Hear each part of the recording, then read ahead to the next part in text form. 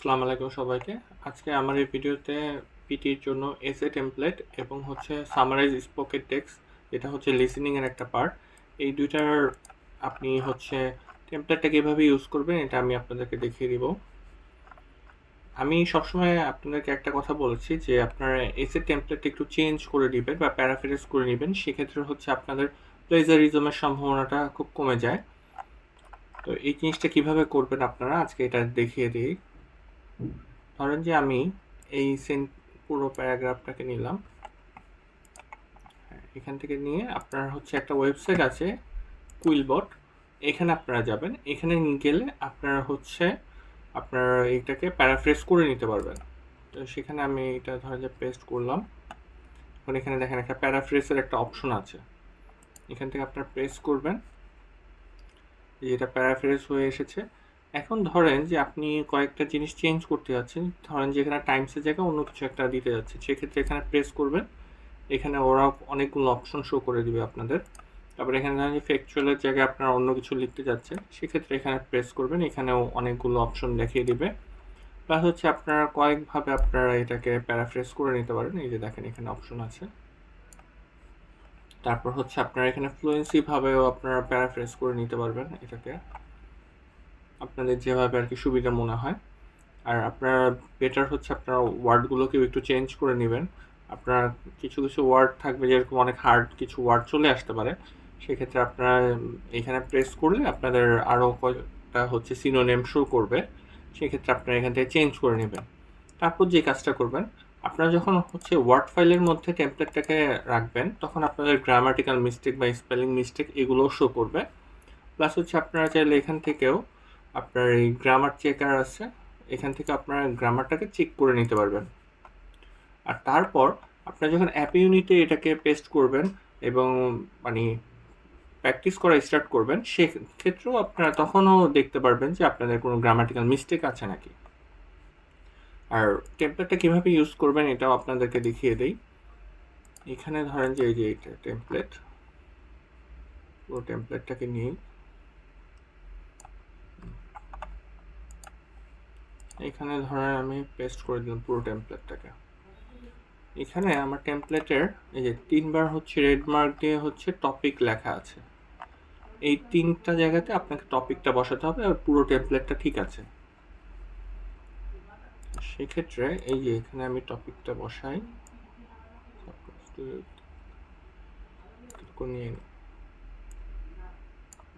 টপিকের এখানে আমি বসিয়ে দিলাম। আপনাদের কিন্তু এসেটা কিন্তু অলওয়েজ 200 ওয়ার্ডসের মধ্যে হতে হবে, 200 ওয়ার্ডসের বেশি হতে হবে আর কি, সরি 200 থেকে 300 ওয়ার্ডসের মধ্যে হতে হবে। কিন্তু আপনারা যেহেতু এটা কম্পিউটার দেখবে, তো আপনারা 200 ওয়ার্ড লিখলেও আপনারা যেই মার্কস পাবেন 300 লিখলেও সেম মার্কসই পাবেন, যদি আপনাদের এসেটা ঠিক থাকে। সো আপনার যখন 200 ওয়ার্ডের, আপনার যদি 300 ওয়ার্ডের কাছাকাছি লিখতে চান, সেক্ষেত্রে আপনাদের মিস্টেক্সের সম্ভাবনাটা অনেক বেড়ে যাবে। সেই জন্য আপনারা যত কম লিখবেন ততই বেটার। এই আমার এখানে 213 ওয়ার্ডস হয়েছে, এটাকে আমি সাবমিট দিই। এই যে রেজাল্ট চলে এসেছে।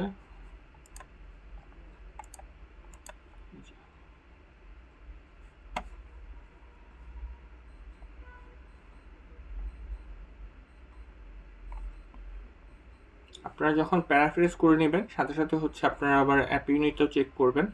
দেখেন কোনো মিস্টেক্স ওরা কাউন্ট করেনি, সেই জন্য 15 আউট অফ 15 দিয়ে দিয়েছে। তারপর ধরেন যে আরেকটা প্যারাগ্রাফ দেখি, এখানে আমি সেম টেমপ্লেটটাকে নিয়ে আসি।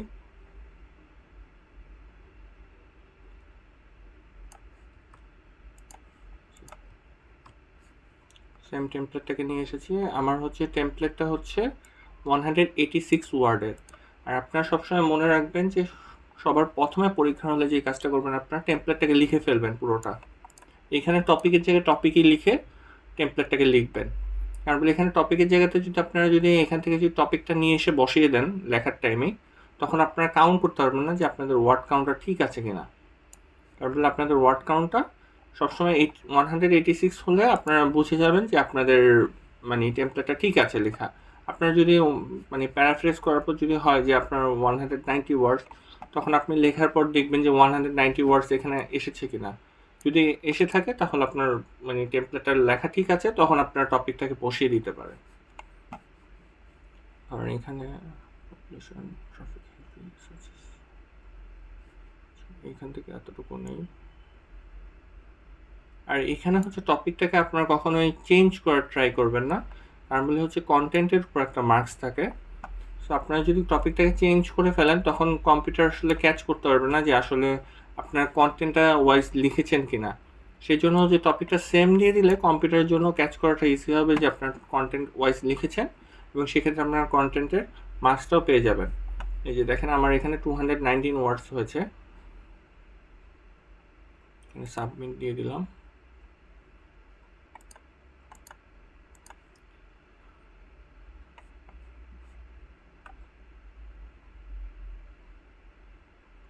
আপনারা অনেকেই আমাকে বলেন যে সফটওয়্যার আপডেট হয়েছে, এখন কি এই টেমপ্লেটটা কাজ করবে নাকি। আপনারা যদি ধরেন যে টেমপ্লেটটাকে যদি চেঞ্জ করে নেন নিজের মতন করে, সেক্ষেত্রে হচ্ছে আপনাদের এখানে মানে ভয় পাওয়ার কোনো কারণ নেই, আপনাদের টেমপ্লেটটা কাজ করবে পরীক্ষার হলেও। কারণ বলে আপনারা তো চেঞ্জ করে দিয়েছেন, প্যারাফ্রেজ করেই দিয়েছেন। সো এখানে আর ভয়ের কোনো কারণ থাকবে না সেক্ষেত্রে। এই দেখেন এটাতেও ওরা কোনো মিস্টেক্স ধরেনি। যদি মিস্টেক্স হতো তাহলে আপনাকে এখানে শো করতো যে কোথায় আপনার মিস্টেক্সটা হয়েছে। হুম। আর এখানে হচ্ছে সামারি স্পোকেন টেক্সট, এটার ক্ষেত্রে আপনারা সেম ভাবে কাজ করবেন। ধরেন এখানে এটাকে এনে দেই, এটাকে আপনারা চেঞ্জ করেই নেবেন, প্যারাফ্রেজ করে নেবেন এখান থেকে। এই যে এখানে ধরেন যে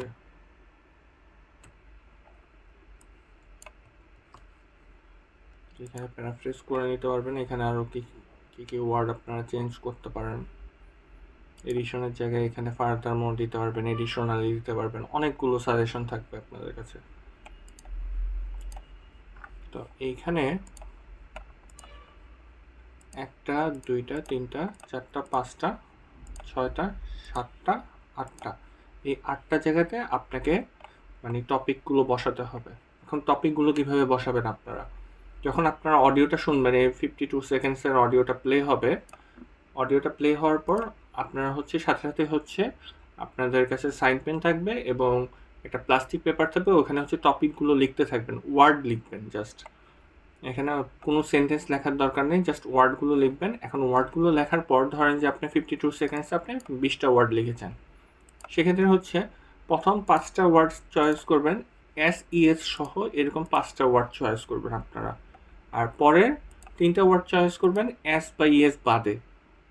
এখন সেক্ষেত্রে কি করবেন আপনারা, ধরেন যে এখানে আপনার এস বাই এস সহ আপনি 4টা ওয়ার্ড লিখেছেন, 5টা নেই, সেক্ষেত্রে অন্য একটা ওয়ার্ডের সাথে আপনারা এস বাই এস যুক্ত করে দিতে পারেন। সেক্ষেত্রে আমি দেখাই এখানে, সেখানে অ্যান্সারটা দিয়ে দিই।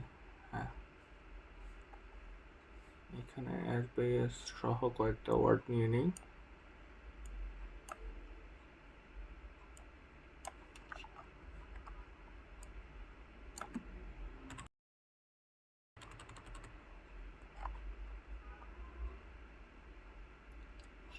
স্পেসিস দিই, রেফারেন্সেস দিই।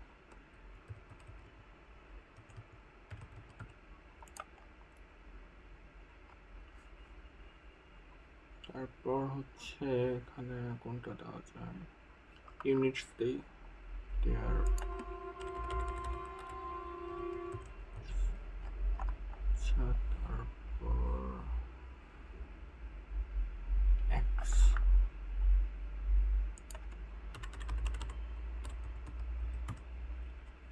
তারপর আরো 2টা লাগবে,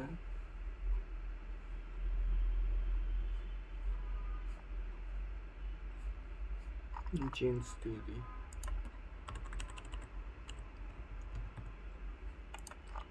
আরো একটা ওয়ার্ড লাগবে,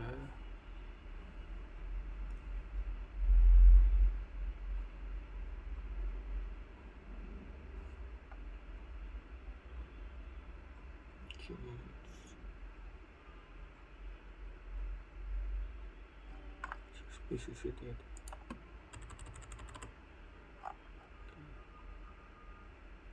আর আছে কোনটা?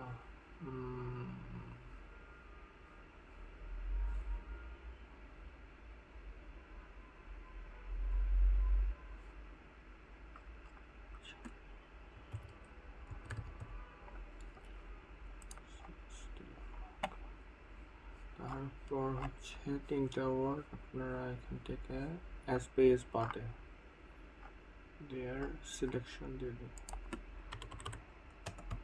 সিলেকশন, তারপর হচ্ছে পেপার দিয়ে দিই, পেপার। আর এখানে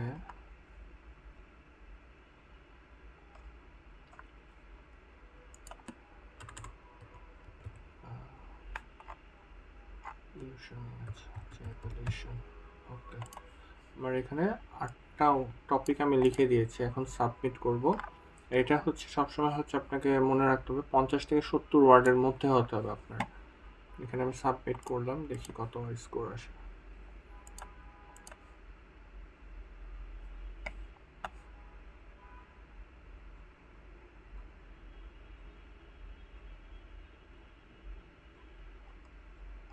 এই যে দেখেন, আমার কোনো গ্রামাটিক্যাল কোনো মিস্টেক্স হয়নি, এখানে কন্টেন্টের মধ্যে আমাকে নাম্বার কম দিয়েছে।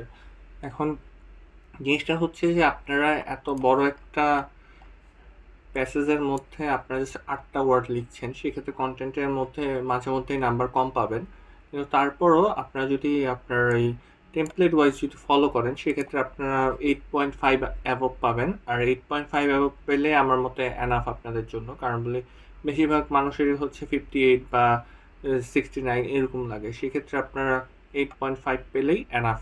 এর থেকে বেশি পেতে চাইলে আসলে আপনাকে মানে কন্টেন্টটা আরও বেশি লিখতে হবে, আর লিখতে গেলে তখন আবার গ্রামাটিক্যালি মিস্টেক করতে পারেন বা স্পেলিং মিস্টেক করতে পারেন আপনারা। আর আপনাদের যদি টেমপ্লেটটা লাগে আমাকে হোয়াটসঅ্যাপে অথবা হচ্ছে আমার ইমেলে নক করবেন। আর আপনারা যদি কেউ ক্লাস করতে চান সেক্ষেত্রে হচ্ছে আমাকে নক করলেই হবে হোয়াটসঅ্যাপে।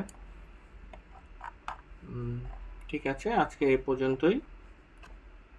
আশা করি আপনাদের সবগুলো কোয়ারিজের অ্যান্সার দিতে পারলাম রাইটিং পার্টটা নিয়ে। জাস্ট হচ্ছে এই 2টা টেমপ্লেট আপনারা পুরোপুরিভাবে মুখস্থ করবেন। অনেকে আবার বলে যে টেমপ্লেট কাজ করে না। ওনারা কি করে যে ধরেন যে এটাকে পুরোপুরিভাবে একদম মুখস্থ না করে জাস্ট একটু 4-5 বার পড়ে তারপর হচ্ছে এক্সাম হলে চলে যায়। সেক্ষেত্রে কি হয়, আপনারা হচ্ছে মানে পুরোটা ঠিকভাবে লিখতে পারেন না, সেক্ষেত্রে হচ্ছে আপনাদের স্পেলিং মিস্টেক হয়, গ্রামাটিক্যাল মিস্টেক্স থাকে, সেই জন্য আপনারা টেমপ্লেটের মার্কস কম পান।